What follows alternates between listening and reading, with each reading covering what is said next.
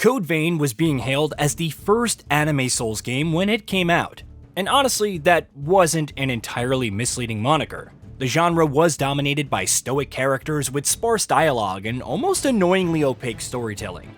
Code Vein disrupted that trend and did a 180, delivering emotion and color with characters and story being told through cutscenes and traditional JRPG dialogue tropes. For some players, this made it feel like a strange outlier. For others, it was a breath of fresh air.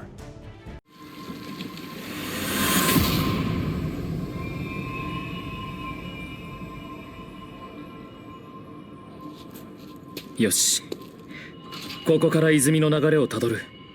少し待っていてくれ。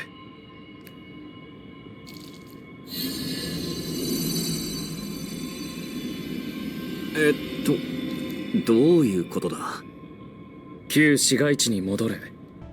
What's interesting is that Code Vein didn't just reskin the Souls formula with anime aesthetics, like 2025's AI limit. It actively rethought how many of the genre's core ideas could function through an overtly narrative-driven lens. From its emphasis on party members and personal bonds to its unusually flexible build system and story-integrated mechanics, the game helps players connect with characters in the world not just through item descriptions, but dialogue and scenes. We're closely approaching a sequel in Code Vein 2 and have seen other anime-adjacent Souls-like pop up. AI Limit was on my top 10 favorite games of 2025 list at number 10, but was much more traditional in its Souls-like approach than Code Vein. We still haven't seen another game quite like Code Vein in the Souls-like genre, so let's explore what makes it so special, especially for its time. Code Vein does quite a lot of things traditional Souls-likes don't do, but a character creator ain't one of them. Still, upon first booting up the game, we were all bamboozled with one of the absolute most in-depth character creators in gaming for the time. You can mold your character's facial features through a huge selection of sliders and dress them up in a wide assortment of clothing and accessories. But it's the ability to place these, oftentimes wild accessories on any location of your character that sets it apart. The UI is also strikingly good, with plenty of background lighting and camera options to customize your character to. This first impression of Code Vein's customization is more than just cosmetic though. It's a preview of the game's overall flexibility, which extends directly into its build system. You might be asking why such an intricate character creator is even worth mentioning. Well, Code Vein is one of a vanishingly small number of games in its genre to feature a photo mode, and it's a robust one at that. The photo mode is so feature-rich that it eclipses the editing software that came with my old Sony camera. You've got a bounty of fun and novel filters to play with, including my absolute favorite, a pixelated filter that turns any screenshot into a Super Nintendo game. There is also 37 frames and the camera features that you typically expect like tilt, depth of field, exposure, film grain, etc. For the time, it was the only Souls-like where you could pause during combat, using photo mode to do so, of course. Code Vein's almost limitless sense of personalization continues directly into its gameplay. You unlock passive and active abilities and techniques through blood codes, which function as preset builds. The cool thing is you can mix abilities across blood codes after getting proficient in that particular ability. If you don't want to craft your own build, you can just equip your preset blood code and you're good to go. And with over 35 of them to collect, you have lots to choose from. What really is cool is that each character in the game is represented by their own unique blood code. So if you want to play like one of your teammates, or even opponents, including bosses, you can.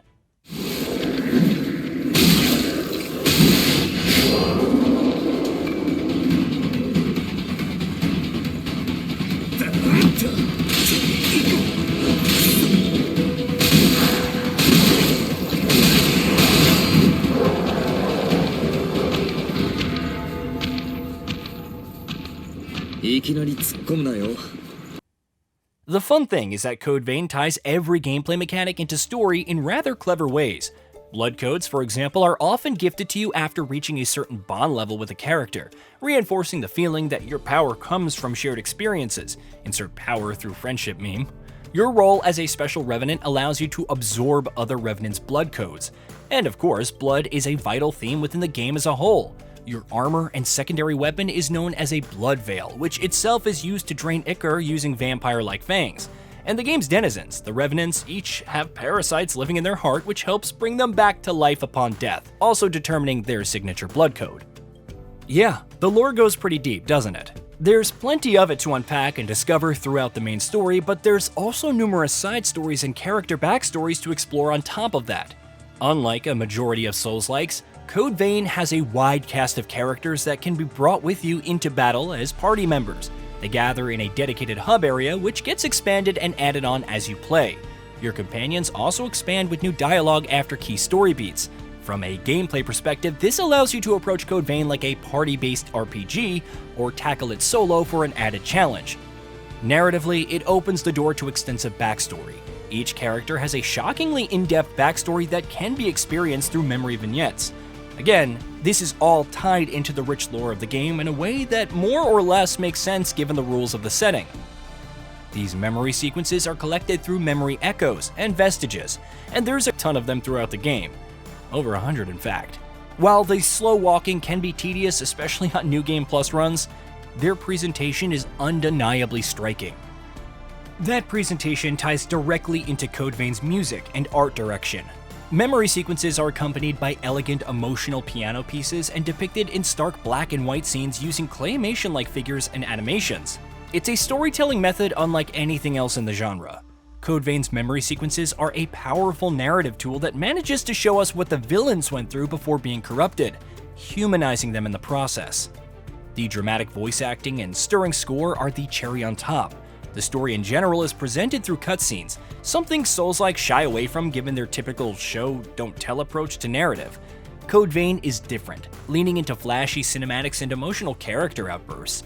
That anime Souls approach may not be for everybody, but man did Code Vein knock it out of the park. ここならマスクを外しても問題ない。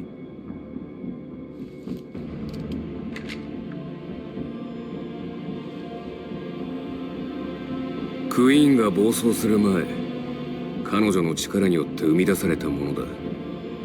周辺一帯の瘴気を浄化し、無産した肉体をつなぎ止め、その場で再生する役割を担ってくれる。この浄化マスクも含め、クイーン計画によって得られたものは多い。It's not any single element of Code Vein that continues to impress me, but how all of these elements are synthesized into a cohesive whole.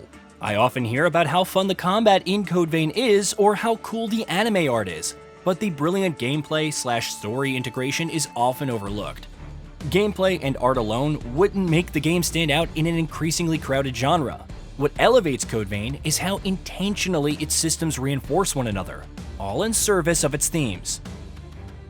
As more Souls-likes experiment with anime aesthetics, cinematic storytelling, or companion-driven design, it's becoming increasingly clear just how ahead of the curve Code Vein was. Not every experiment landed perfectly, and its tone won't resonate with everyone, but its ambition is undeniable. Rather than dilute the Souls formula, Code Vein reframed it, proving that there's room in the genre for melodrama, overt emotion, and more generous gameplay systems than the Dark Souls and Kazans of the world. As we look towards Code Vein 2, it'll be interesting to see how the studio leans into the first game's strengths. Not just going bigger with its spectacle or prettier with the anime aesthetics, but honing in on the gameplay and story integration and character focus. Hey, did you know that we at GamingBolt upload new videos every day? Stick around, drop a like, subscribe, and hit that bell. And let us know what kind of content you'd like to see in the future with a comment below.